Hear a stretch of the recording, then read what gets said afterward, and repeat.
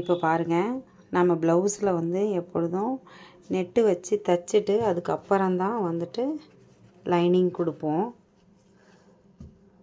இப்போ பாருங்கள், ஃபஸ்ட்டு மேல் துணி, அடுத்தது வந்து நெட்டு வச்சாச்சு. நெட்டு வச்ச பிற்பாடு இது மாதிரி லைனிங்கும் கொடுத்து தைச்சிட்டு அதுக்கப்புறம் நீங்கள் இது மாதிரி பண்ணிட்டீங்கன்னா உங்களுக்கு வந்து தைக்கிறதுக்கும் ஈஸி. இது எதுவுமே பண்ண வேண்டாம். இப்போ பாருங்கள், இதை அப்படியே மடித்து வச்சுக்கலாம். நாம் மடித்து அடிச்சுட்டு இதில் வந்து கழுத்து பீஸ் வச்சிட்டோம்னா முடிஞ்சிடும்.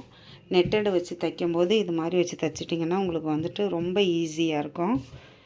வேலையும் சுலபமாக போயிடும். பாருங்கள், ஃபஸ்ட்டு மேல் துணி, அடுத்தது உள்ள நெட்டு வச்சாச்சு.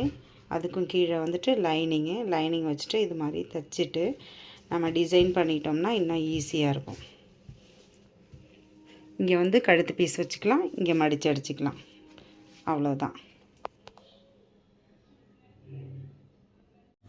நாம் கழுத்து பீஸ் வந்து இது மாதிரி வச்சுக்கிட்டா இன்னும் நல்லா அழகாக இருக்கும். மெலிசாக தைச்சிட்டு அப்படியே திருப்பிக்கிட்டிங்கன்னா இன்னும் சூப்பராக இருக்கும். நான் பாருங்கள் கீழேயும் மடித்து அடிச்சிட்டேன்.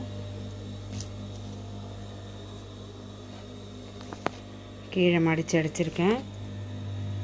இது வந்துட்டு இந்த மாதிரி கழுத்து பீஸ் வச்சுடுங்க. கழுத்து பீஸ் வந்து இதை தாண்டி மேலே வரக்கூடாது. அப்படியே கரெக்டாக இந்த அளவுக்கு தான் இருக்கணும். இதை தாண்டி இங்கே வரக்கூடாது.